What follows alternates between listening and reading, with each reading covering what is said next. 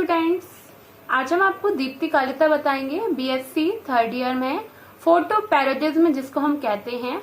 वर्निलाइजेशन मैंने आपको बता दिया है, वसंतीकरण वो ऋतुओं के अकॉर्डिंग था। दीप्तिकालिता का मतलब क्या है, यहाँ पर लाइट के इफेक्ट की बात होती है। प्रकाश अवधि, जो पौधे प्रकाश की अवधि पर डिपेंड करते हैं, उनमें पुष्पन की क्रिया, फ्रूटिंग, फ्लावरिंग की क्रिया, पुष्पन की ये सब क्रियाएं किस पर, ये आपकी प्रकाश की अवधि पर डिपेंड करती हैं, तो वह क्या कहलाती है, दीप्तिकालिता कहलाती है। हम इसकी डेफिनेशन आपको बोल रहे हैं, आप लोग जो नोट करना चाहें वो बच्चे नोट कर सकते हैं। मैं बोल रही हूँ डेफिनेशन। दैनिक प्रकाश एवं अंधेरे का प्रभाव पौधों के पुष्पन पर पड़ता है, जिसे दीप्तिकालिता कहते हैं। मतलब आप इससे अर्थ लगा सकते हैं कि कितने समय का दीप्त काल, प्रकाश काल कहते हैं, वह दीप्त काल कितने समय का उस पौधे को प्राप्त हो रहा है, वह दीप्तिकालिता कहलाता है। ठीक है, ठीक है। तो दीप्तिकाल कितनी अवधि का उसे प्राप्त हो रहा है, तो हम इसको लिख सकते हैं, दैनिक प्रकाश एवं अंधेरे का प्रभाव पौधे के पुष्पन पर पड़ता है, जिसे दीप्तिकालिता कहते हैं। दीप्तिकाल के अनुसार पौधों को निम्न भागों में हम वर्गीकृत भी कर सकते हैं। दैनिक, आप एक और डेफिनेशन इस तरीके से भी लिख सकते हैं, दैनिक प्रकाश एवं अंधेरे का प्रभाव पौधों के पुष्पन पर पड़ता है, जिसे दीप्तिकालिता कहते हैं। ठीक है, तो ये तो हो गई दीप्तिकालिता की बात। अब हम डेफिनेशन के बाद हम बात करते हैं कि कितने समय का, उसके अनुसार पौधों को के भागों में उसको डिवाइड किया गया। क्यों? क्योंकि कुछ प्लांट्स ऐसे होते हैं कि जो विंटर सीजन में, मतलब हम मान सकते हैं कि कुछ रेगिस्तान में उगने वाले पौधे हैं, कुछ ठंडे प्रदेशों में उगने वाले पौधे हैं, कुछ नॉर्मल टेम्परेचर में, तो वहां दीप्तिकाल का अलग अलग टेम्परेचर और अलग अलग यहाँ पर इन्वायरमेंट होता है, जिसके अनुसार जिन्हें, और ऐसी कंडीशन, ये तो इन्वायरमेंट की बात हो गई। लेकिन कुछ प्लांट्स भी ऐसे होते हैं जिन्हें लॉन्ग डे, ज्यादा दिन की अवधि चाहिए होती है, किन्हें कम दिन की अवधि चाहिए होती है, अवधि प्रकाश, रात नाइट अंधेरे ज्यादा उनको चाहिए होता है, पौधों को ग्रोथ करने के लिए, फ्लावरिंग करने के लिए, उनको फसल उगने के लिए। जैसा कि फॉर एग्जाम्पल मैं आपको बता रही हूँ, गेहूं, आप लोग को अच्छे से पता होगा, गेहूं की फसल नवंबर तक बोई जाती है, अक्टूबर नवंबर लास्ट में, और दिसंबर तक वो अच्छी ठंड में पककर, क्योंकि उन्हें उस समय क्या होता है, लाइट वाली जो तेज दिन की अच्छी धूप और शाम को ठंडक का पूरा ओस भरा माहौल, मतलब ओस भरा एनवायरनमेंट, जिससे वो ढके रहते हैं, कवर्ड रहते हैं, और उसमें गेहूं कभी आराम से धीरे धीरे स्नो पकते रहते हैं। क्यों?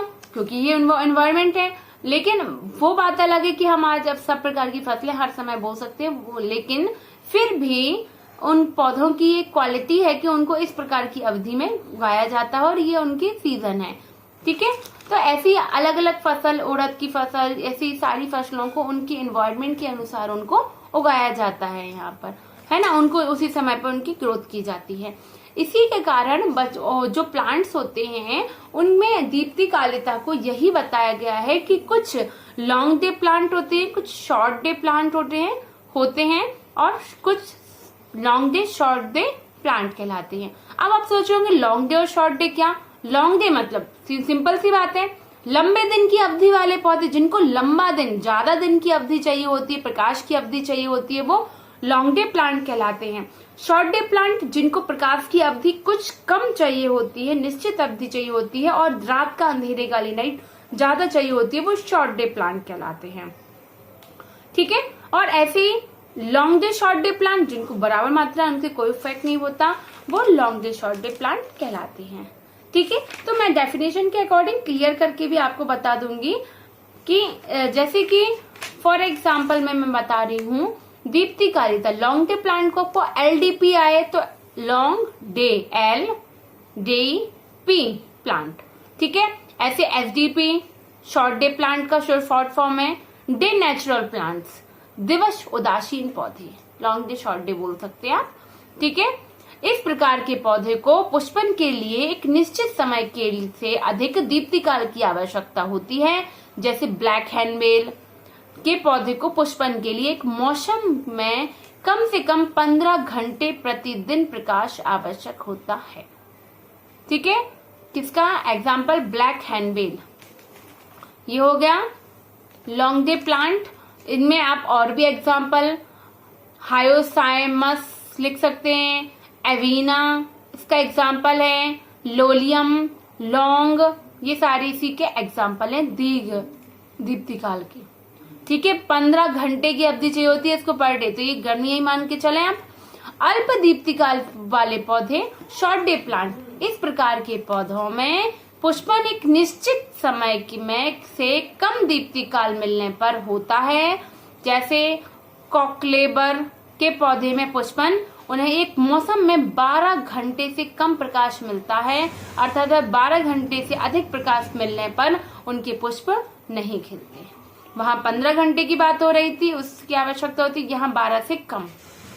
ठीक है, और अगर 12 से अधिक होता है तो नहीं फ्लावरिंग होगी। इसका एग्जाम्पल और भी लिख सकते हैं आप, शॉर्ट डे प्लांट के आप लिखिए, तंबाकू, स्ट्रॉबेरी, कैनाबिस, कपास, चावल, गन्ना। ठीक है, अब हम बात करते हैं day natural plants, third type के। कुछ पौधे जैसे मक्का, कपास, पान, टमाटर, 12 घंटे प्रकाश, 12 घंटे अंधकार की आवश्यकता, मतलब 12-12 इक्वल है दोनों, और इसी प्रकार से समान हो गए, आवश्यकता पुष्पन के लिए होती है। पारिस्थितिक विज्ञान में दीप्तिकाल का महत्वपूर्ण स्थान है, क्योंकि ग्रीन हाउस में कृत्रिम प्रकाश को एक नियत अवधि तक देकर कृषि तथा उद्यानों के लिए उपयोगी पौधों में पुष्पन किया जा सकता है। इसी विधि द्वारा पौधों में अधिक कायिक वृद्धि की जा सकती है, अतः एक अक्षांश से दूसरे अक्षांश में खेती आसानी से की जा सकती है।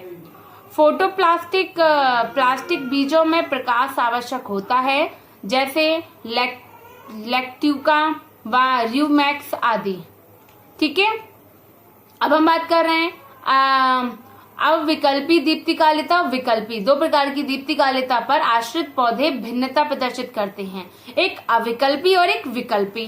अब आप सोचोगे अविकल्पी क्या है, जहां विशेष दीप्तिकाल की शुद्ध आवश्यकता है, वह अविकल्पी है। विकल्पी क्या है, जहां विशेष दीर्घ दीप्तिकालिता पुष्पन को तीव्र गति देती है, किंतु पौधे में पुष्प किसी प्रकार से निकल सकते हैं। कुछ जातियों में 2 प्रकार की दीप्तिकालिता में रिजीम की आवश्यकता होती है।